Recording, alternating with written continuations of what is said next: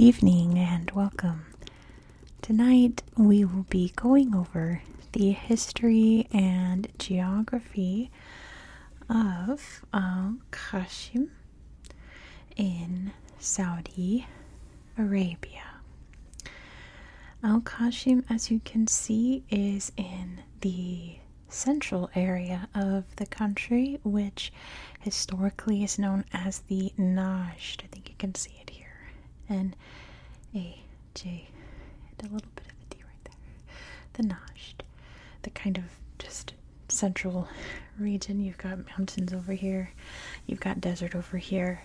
In the middle is the Najd. In particular, there's a region of the Najd that pretty much the entirety of Qasm is in, known as the Ruma Valley. And in this valley is some very, very fertile land. So Qasm is one of those breadbasket regions of a country. There is a lot of farming here.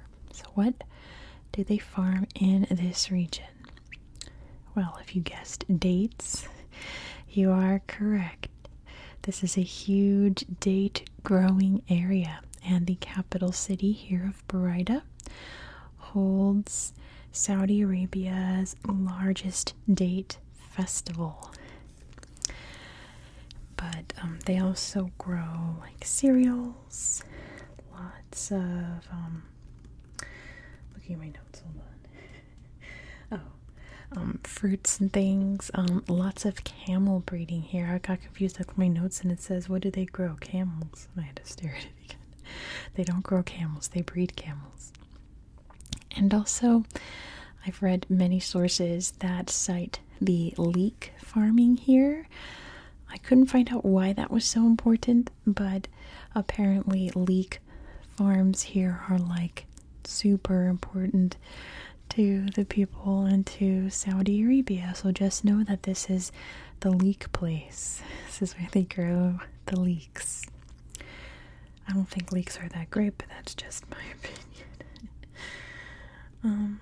So it being just the farming region, despite being in Saudi Arabia, which has such an incredible history, there isn't much that has really gone on here. Like compared to the rest of the country, this is just kind of, it's the farming region, right? This area was mainly, especially the town here of Unaya, mainly a stopover for pilgrims heading down here to Mecca. Can you see Mecca? Oh, barely. It's right there. So mainly travelers from the east up in what's now Iraq, Syria, etc. would travel down, and this would be a stopover place here. So very, very important pilgrimage route, and also trade as well. You know, it's a major road, you may as well trade along it.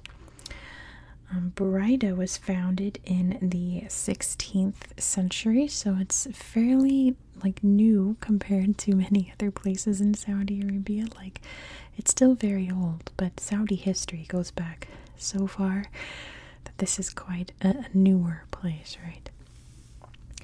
And this area was hotly contested by various tribes of the region, much like the rest of Saudi Arabia.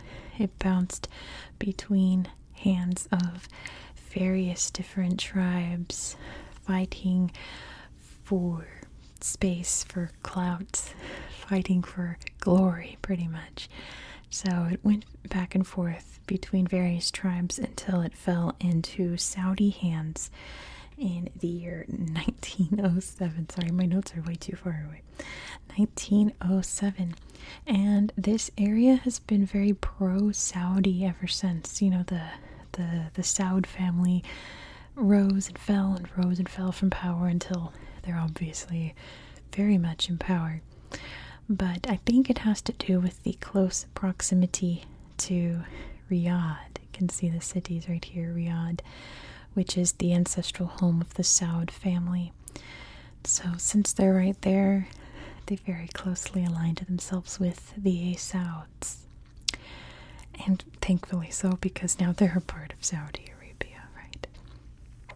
And in a nutshell, that's just the history of this region.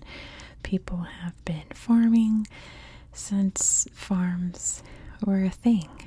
They've just pretty much always been doing the same thing. You know, it's one of those places where the owner of the land changes, but the people and the lifestyle there just remains the same.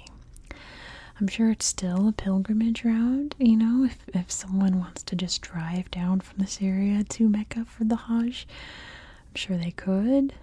Probably not. I mean, it's probably more sensible to fly nowadays, right? But, I mean, it's an option, isn't it? It could be a stopover point. But that is pretty much it. Let me pull out my tablet so I can show you this region a little closer. Here we go. Make sure it's facing the right way so you can see. And here we are in Qasm. Let me zoom out so you can see the region here against the landscape.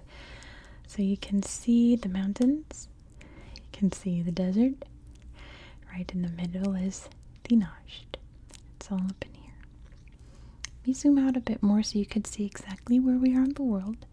If you're not quite sure where Saudi Arabia is located, it's on this area known as the Arabian Peninsula. And there's Africa over here, the Middle East, Anatolia, Europe, Asia, so on and so forth. Right smack dab in the middle of everything, pretty much. You can really see the desert swooping in over here. This is the Nafud up here, and all of the big mountains up here, right? Contributing to the landscape of the region. Let's take a look at this slideshow. See what we've got. Looks like a little traditional central, almost like a caravanserai, just like a building with, I guess in modern day we'd call it a motel, but before cars, right? Beautiful buildings, big lanterns. I wonder if that's just, here's what it would look like all full of people, right? I wonder if the big lanterns, because there's more pictures, big roundabout there, my goodness. I love the architecture here. Big water tower. These lanterns, I wonder if they're like a permanent art fixture or if it's just for Ramadan. I don't know. They're very pretty. It's the big city. Look at the play area. More details of those big beautiful lanterns. The kind of, they do this a lot in, like, I think I've only seen this happen in Saudi Arabian cities where, or maybe like Oman as well. That kind of cultural area where the heat of the day is gone, the sun starts to set, everyone comes out, buys food at the food stalls, and then they sit in the central area on their blankets and eat food and socialize in the cool evening. It's really nice. There's some more detailed look. I wonder if that's a museum. That would make a lot of sense. It's really pretty. Some trees looks like they're chopping off the fibers, you know, of the trees to make baskets and sandals and things. They use every part of the date tree. Let's take a look around. You can really see from above the farms. Like, look at all of these. I love the circle irrigation style because it's so interesting to look at it from above. It looks like lily pads in a little lake. Really need to fly over areas like that. Let me see. Let's go take a look at, what's this? Barita National Park. I think I did want to show you this. You can see it's just on the cusp of the desert region here. So I imagine people like to go camping out here. Oh, neat. Yep, this is like a little picnic area outside of your tent. Get some tea going, very traditional. And look, you can see the city in the background there. The stars are coming out. There's the parking lot. Oh my goodness, what's that? Hopefully that's just a flight show, right? My goodness. A little spot for your camels to relax. There's your tents. Another interesting cultural thing that's not just Saudi Arabia, but all throughout the Arabian Peninsula is this style of camping where you've got your fire, you've got your blankets, you got your cookers. Never mind that. Bring your little beep beeps. There's an ostrich. The physical therapy center, that's nice. I guess there's a little museum here too. But you get your fire, you get your blankets, and you get your tent, and you just pick a spot in the sand and you just live like the nomads lived. Just enjoy the starry, starry sky, the cold breeze off the sand. It must be very relaxing, I think. I think it's very serene.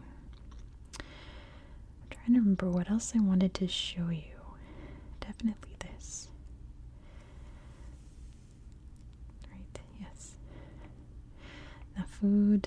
What was it? Nafud? Oh, Aloraik Reserve.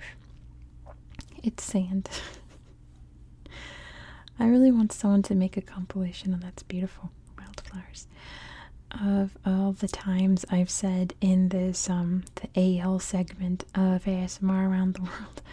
Oh no, don't bite. Get out. Of all the times I've said there's nothing there, or it's just sand. So it feels like I say it more often than not. And I'm going to be saying it a lot more times in the next week and a half. This is really pretty little oasis. Little tree growing in the middle. That's really picturesque. But yeah. I feel like there's not much physically to this part of Saudi Arabia, but there's a lot culturally, right? It's all about being there and experiencing it. So, as much as I like to show you, look at this cool site, look at that cool site, you know, we are in the desert. It is just a farming area, so I can only show you palm trees for so long. And, yeah, the rest is just kind of rocks and sand. Lots and lots and lots and lots of farms in this region. I can't stress that enough. This is the farming region, right? I hope I'm not going out. But that is pretty much that I have to show you today. Yeah, you're right in there. Perfect. So, sorry for the short one. There are going to be a couple of shorter ones coming up soon because I have a lot of regions where, let's face it, there's nothing there. But still very beautiful to look at. So if you enjoyed this style of content, please consider subscribing because there's a lot more to go in this series. And you'll want to make sure to hit that subscribe button so that you don't miss out. I hope that you found this video relaxing and educational. And I hope that you have a good night. Good night.